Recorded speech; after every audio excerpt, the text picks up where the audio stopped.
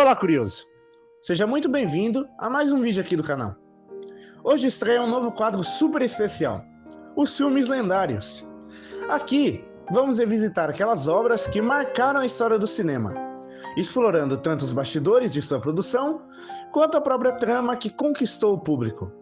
E para começar com estilo, escolhemos nada menos do que um clássico absoluto dos anos 80. Um filme que redefiniu o gênero de ação e transformou um ator até então desacreditado em um ícone mundial. Sim, estamos falando de Duro de Matar. Então já deixa o seu like, se inscreve no canal e ativa o sininho, porque a partir de agora você vai mergulhar com a gente na história completa desse filmaço que entrou para sempre na história do filme de ação.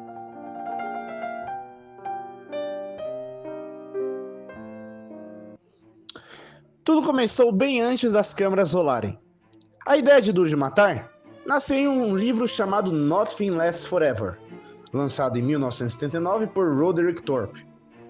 A trama já trazia aquele conceito eletrizante, um homem comum preso em um arranha-céu, tentando sobreviver e salvar inocentes de um grupo de criminosos. Quando a Fox comprou os direitos para adaptar a história, muita coisa precisou ser mudada. O livro era muito mais sombrio, com um protagonista muito mais velho e melancólico.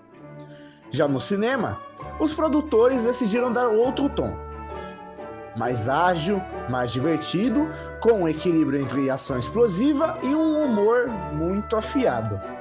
E assim começou a nascer o que se tornaria um dos filmes mais marcantes dos anos 80, praticamente criando um novo modelo de herói de ação. Não aquele fortão invencível, mas um cara que apanha, sangra e sofre junto com o telespectador.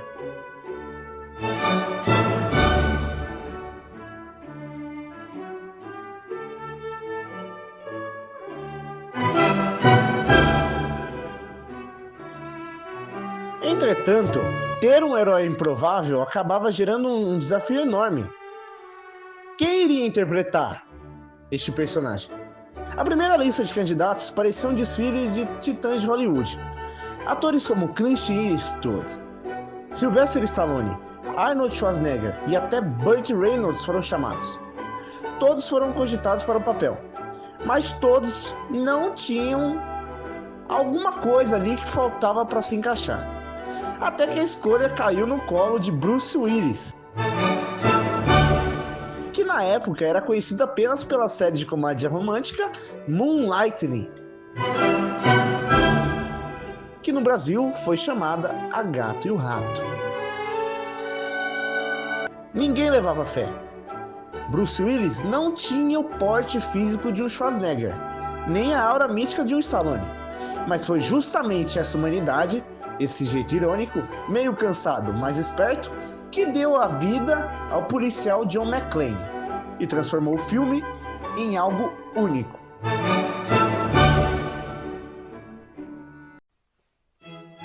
John McTiernan foi o diretor que acabou assumindo o projeto. Ele já havia feito Predador junto com Arnold Schwarzenegger um ano antes.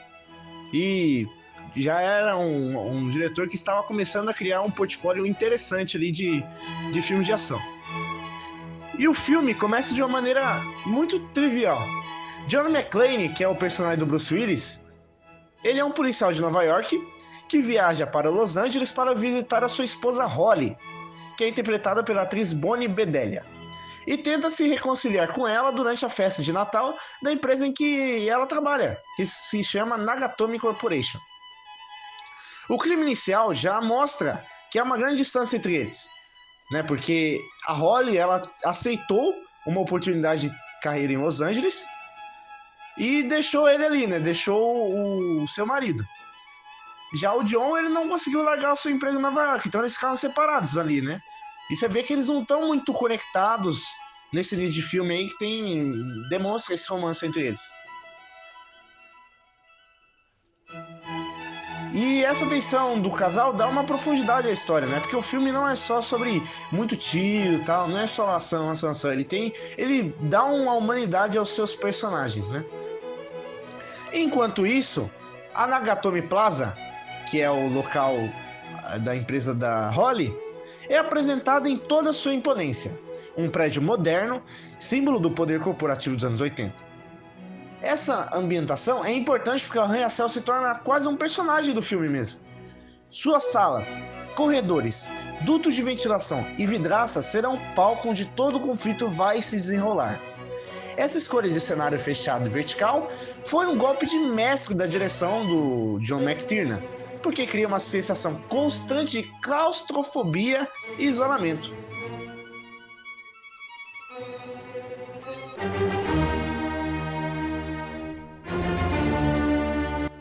É durante esta festa de Natal que o filme vira completamente do avesso.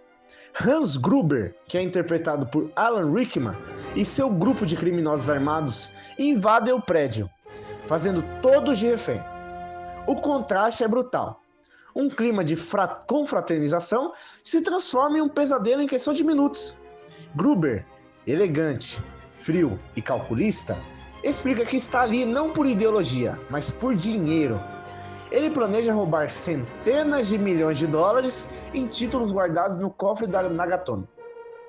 Essa motivação simples, mas eficiente, afasta o clichê de vilão maluco e coloca Gruber como um profissional do crime, o que o torna ainda mais perigoso. John McClane, que estava no banheiro quando tudo isso acontece, consegue escapar da captura inicial. Descalço e sozinho, ele passa a ser a única esperança de enfrentar os terroristas. Esse detalhe, estar sem sapatos, se torna um dos símbolos do filme, porque mostra o quão vulnerável McClane está. Ele não é um super-homem blindado, ele é um cara ali comum, tentando sobreviver e salvar as pessoas que ele ama. Essa decisão de roteiro foi essencial para diferenciar McClane de outros heróis da época.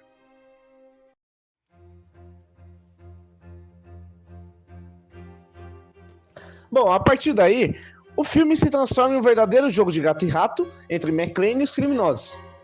Ele usa o que tem à disposição: inteligência, improviso e uma boa dose de sarcasmo. Ele solta várias frases icônicas durante o filme, né? Porque ele é um carinha bem engraçado, mesmo numa situação muito difícil que ele tá passando. Ele consegue soltar um pouquinho de humor ali, né? A gente pode dizer. E, bom, cada confronto dentro do prédio vai aumentando a tensão. We're both professionals.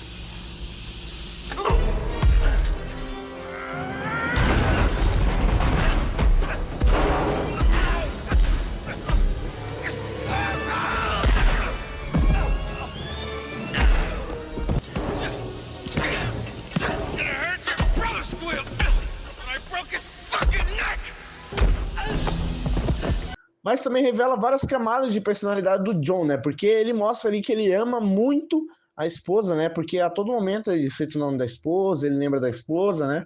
E ele é um cara bem justo. Um dos pontos fortes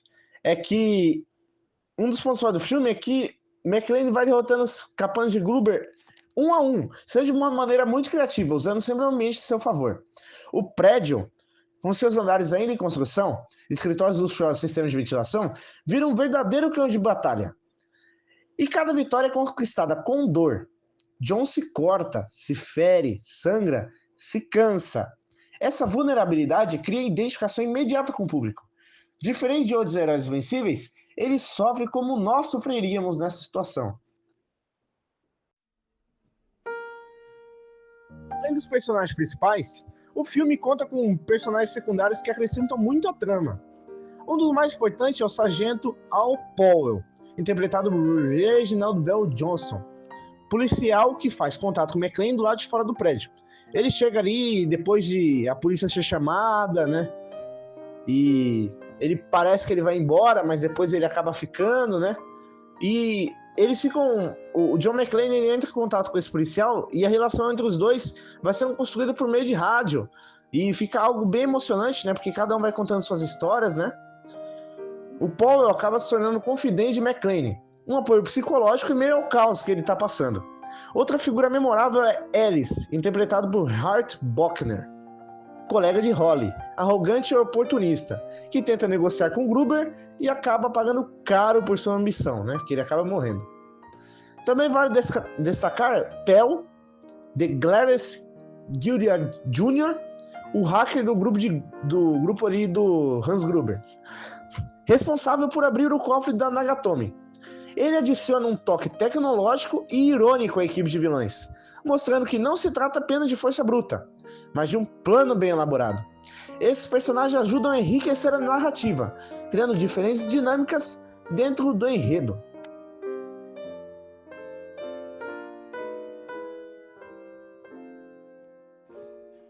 A escalada do conflito é onde o roteiro vira uma máquina de tensão. Não é só ação por ação, é engenharia de suspense. John McClane começa com passos tímidos. Ele começa a ouvir portas, abrir dutos, achar um rádio, mandar sinais de fumaça, mas cada pequena ação vira um efeito em cadeia. Ele usa o prédio como um tabuleiro, como um jogo de xadrez. Ele desliga luzes para criar sombras, derruba portas para bloquear rotas, arrasta corpos para confundir a leitura dos criminosos. Não é espetáculo de CGI, é engenho bruto.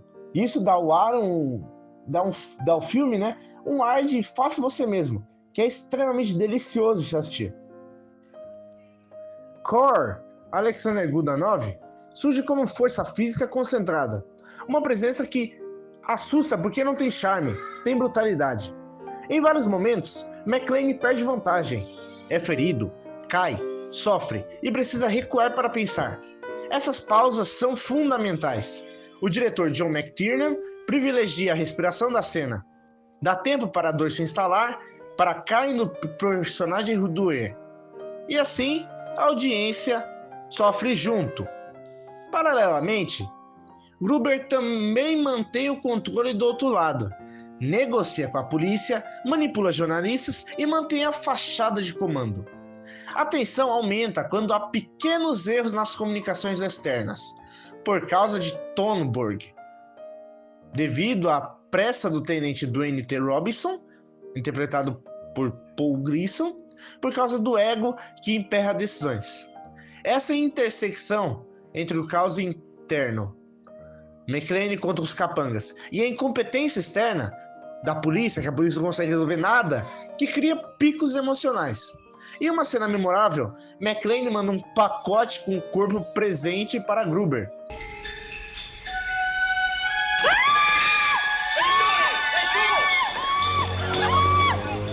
Get them back! Knock them out!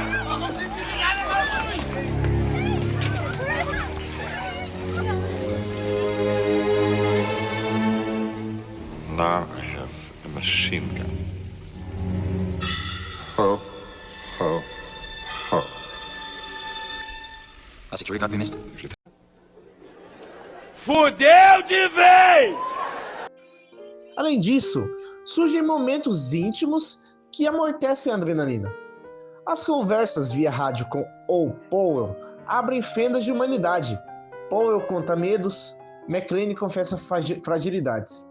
Essas trocas nos lembram por que ele está lutando.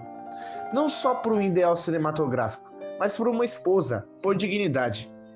Holly também aparece em momentos que doem.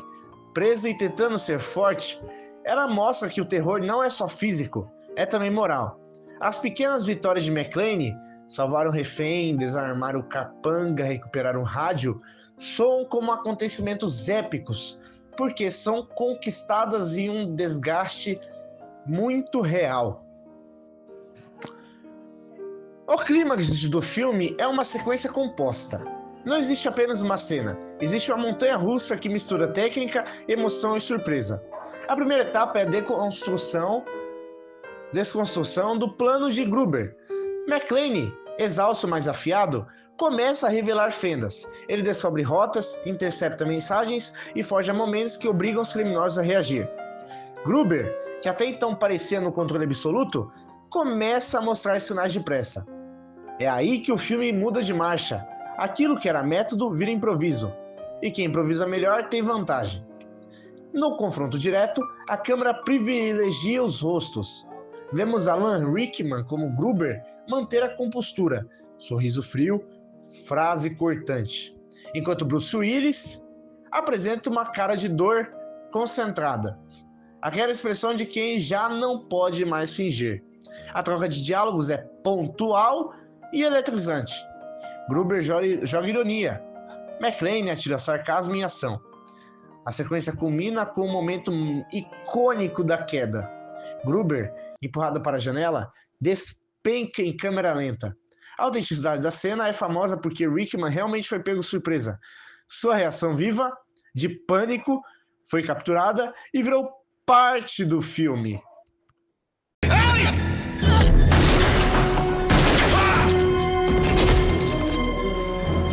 Happy trails, Hans.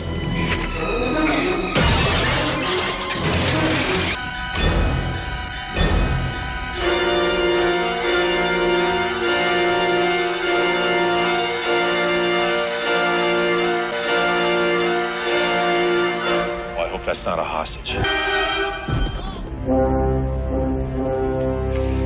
E morreu.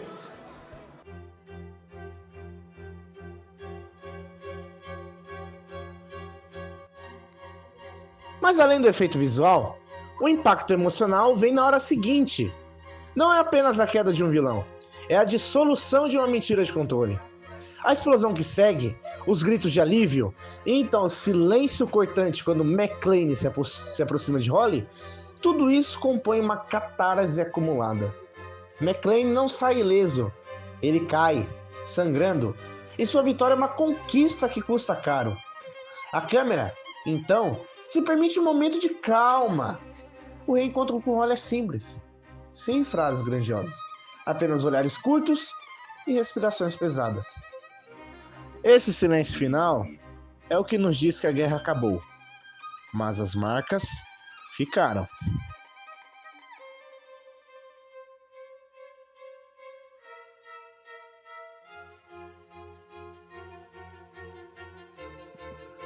Duro de Matar, lançado em 1988, é um marco do cinema de ação e isso se reflete nos números e no legado.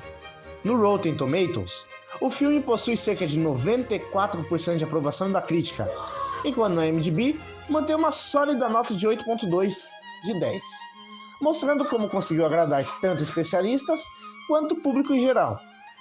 Além disso, o longa foi um sucesso de bilheteria. Com um orçamento de aproximadamente 28 milhões de dólares, arrecadou mais de 140 milhões mundialmente, transformando Bruce Willis em uma estrela de primeira grandeza e consolidando o gênero ação como conhecemos hoje. E aqui no canal Lá Curioso, a nossa nota curiosa não poderia ser outra. 10 de 10. Porque ele une tudo aquilo que faz um filme não só memorável, mas eterno. Um personagem humano, antagonista muito forte, cenas extremamente marcantes, uma tensão constante e aquele impacto que permanece muito tempo depois dos créditos finais.